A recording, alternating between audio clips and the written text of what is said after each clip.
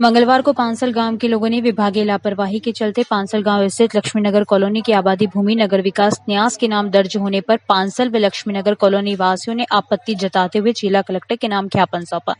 इस दौरान ग्रामीणों ने बताया कि पांसल स्थित लक्ष्मीनगर कॉलोनी की आराजी संख्या 2894, 2888, 2889 व 2899 की जमीन को ग्राम पंचायत पांसल द्वारा 1991 में आबादी शुदा भूखंड काटे गए, जिन्हें नीलामी के जरिए खरीदे गए, जहां वे विगत 30 वर्षों से अपना आशियाना बनाकर रह रहे हैं। लेकिन अब विभागीय लापरवाही के चलते पांसल पंचायत के बजाय नगर विकास न्यास के नाम दर्ज हो गई है। इस विभागीय लापरवाही के चलते न्यास के अधिकारियों द्वारा कॉलोनी वासियों को बेदखल किए जाने की धमकी दी जा रही है।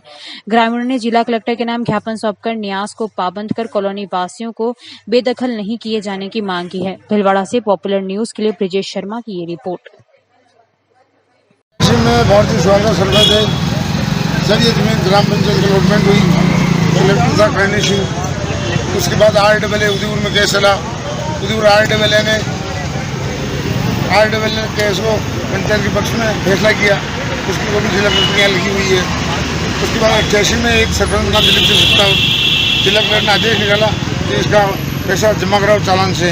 उसका पैसा चालान से ग्राम पंचायत में जमा हुआ तहसील में। तहसीलदार ने आदेश दिया ग्राम पंचायत को जमीन सौंपी जाए।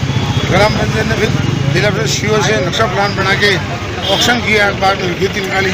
उसके बाद ग्रामवासी पांसल, गरीबा, जवाहरनगर, भीलवाड़ा के ऑक्शन में ली। उसमें फाइलें अनुमोदन हुई। अनुमोदन होने के बाद 2000 आसपास पटवारी भूल वन से तहसीलदार रिपोर्ट दे रहा है। भूल वन से बिलनाम हो गई, बिलनाम हो गई, UIT नाम चली गई। फिर हम UIT से LOC ली। ग्राम पंचायत ने तहसीलदार ने लेटर लिखा। 2005 में मकान आप हमारे बड़े हुए थे लिए। उसके बाद UIT ने अपने कब्जे में जमीन मान रही है, जबकि पट्टेदारी के कब्जे में जमीन है। पट्टेदारी 1/4 पैसा जमा किया, पूरे पैसे जमा हुआ। उसके बाद पूरा फाइल जिला कलेक्टर दर्ज है।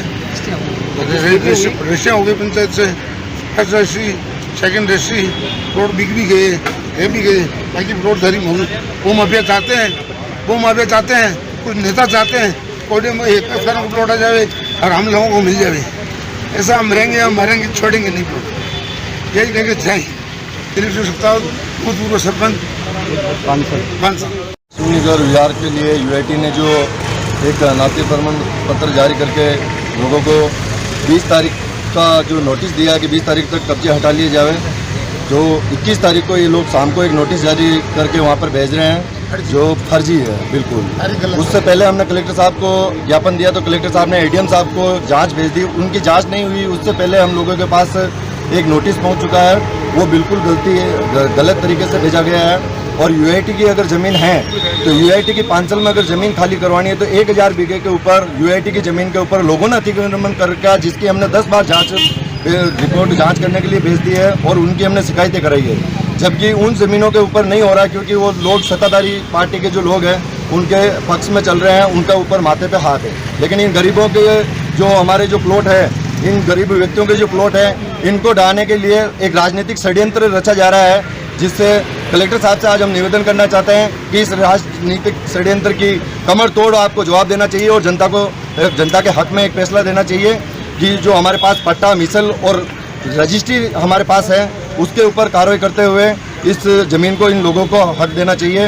और UIT का अगर अतिक्रमण ही हटाना है तो पांसल में जितनी है उसकी हमने कितनी लोगों ने मिलकर कितनी शिकायतें दर्ज करा रखी है, लेकिन राजनीतिक सत्ता में जो बैठे लोग हैं उन्होंने ही कब्जा करके उनके ऊपर बड़े बड़े भवन बना रखे हैं, इसीलिए लोगों का नहीं हट पा रहा है और आम आदमी आज परेशान होकर आम आदमियों के पट्टों को हटाया जा रहा है, जो सरासर गलत। रामपाल चौधरी, पांसल में UIT के नाम ज़मीन है, जिस पर हाई कोर्ट का स्टेटस क्वो का स्टे भी है। और उसके संबंध में अतिक्रमण की शिकायतें आई थी, जिसमें कार्यक्रम अतिक्रमण हटाने का रखा गया था। लेकिन वहाँ के लोगों ने अभी ज्ञापन देकर ये बताया है कि उनको पहले पंचायत ने पट्टे दिए थे। तो पूरा प्रकरण है वो माननीय हाई कोर्ट में चल रहा है और इनकी सुनवाई की जाकर आगे कार्रवाई की जाएगी।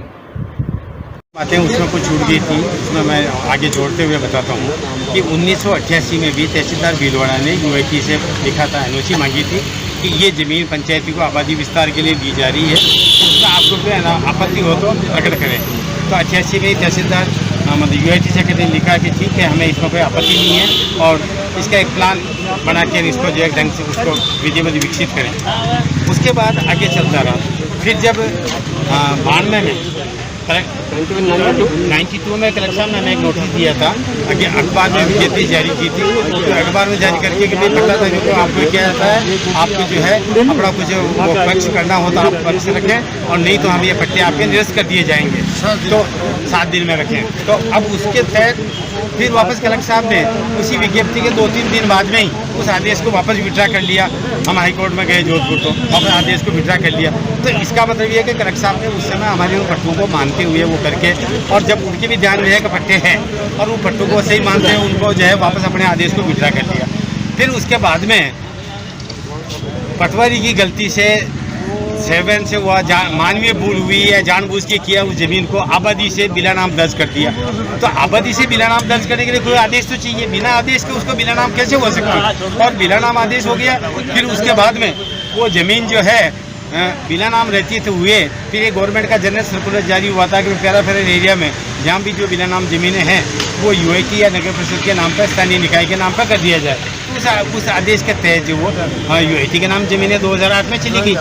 तो अब इस तरह से इसमें हम न तो हमें एक अतिक्रमी, एक दिन में कल भी नोटिस में एक जो वर्ड किया अतिक्रमी, हम अतिक्रमी कतई नहीं, हम पट्टाधारी है। हम अतिक्रमित वो होता है कि जो बिना किसी वजह से जाके बैठ जाए करते, वो नहीं है। तो इसलिए, और इसमें सब गरीब लोग, गाँव के काश्तकार, हमारे सबके वहाँ खेत खलियान है, तो खेत खलियान वालों लोगों ने वहाँ जा के लिया। और पूर्व में भी आबादी वहाँ थी, वो तहसीलदार के मौका पर्चा रिपोर्ट में भी आ रहा है। और वो पहले विश्नोई खेड़ा के नाम से गांव बसा हुआ था, विश्नोई खेड़ा कहते थे उसको, क्यों? विश्नोई की आबादी थी मोस्टली, विश्नोई की वजह से वहाँ विश्नोई के खेत, विश्नोई की आबादी थी। बाद में इसको लक्ष्मी नगर नाम उसमें दे दिया। तो इस ढंग से ये हुआ करा। तो गांव पहले से आबाद था, पहले से मकान बने, करीब लगभग 60 वर्ष पूर्व से ही, जब 62 में हमने वहाँ ज़मीनें खरीदी थी 1962 में, तब से वो चल रहा कर रहा था, हमारा रहना करना था और अभी भी बचे हुए हैं। तो इस ढंग से हमारा तो ये है कि जनता के प्रति न्याय। एक तरफ तो लोक कल्याणकारी हमारी सरकार है, लोक कल्याणकारी सरकार लोगों को निःशुल्क पट्टे देती है, कम्युनिटी को जो निःशुल्क पट्टे देती है, तो और कहीं बीपीएल को निःशुल्क दे दी, प्रधानमंत्री आवास में निःशुल्क दे दी। तो ये लोग भी तो गरीब लोग हैं, किसान हैं, वहाँ रह रहे कर रहे, तो इनको उसी ढंग से इनके पट्टों को मान्य करके और इनको विधिवत कर दिया जाए। ये करे मेरा रामलाल विष्णु। कलेक्टर साहब से वार्ता हुई, उन्होंने जो हमारे जो आबादी में के लिए जो नजराना पंचायत में जमा कराया था उसको और इनको देखा, उन रसीदों को सबको देखा। फिर यूआईटी सेक्रेटरी से भी जानकारी ली इस बारे में, और उन्होंने कहा है कि ठीक है आपके साथ, सबको देख के कलेक्टर साहब ने कहा कि वास्तव में आबादी भूमि थी और आबादी से बाद में ये बिला नाम दर्ज हुई। तो बिला नाम दर्ज होने से ठीक है, इसका मतलब पहले आबादी थी ये। तो फिर उन्होंने कहा हमको कि आपने उस समय जब ये बिला नाम दर्ज हुई तो आपने केस क्यों नहीं किया? तो था हमने हाई कोर्ट में चल रहा था, इसलिए हमने यहाँ रेवेन्यू में नहीं किया। और ये सब चीज़ हुई तो उन्होंने कहा कि ठीक है, अब यूआईटी सेक्रेटरी कहा कि भाई इनको आप सुन लें, समझ लें इसको केस को, और आप हाई कोर्ट में जो दो, हाई कोर्ट का जो निर्णय होगा दोनों को मान्य होगा। बोलो जिला कलेक्टर जिंदाबाद, जिला कलेक्टर जिंदाबाद, जिला कलेक्टर जिंदाबाद। चलो चलो।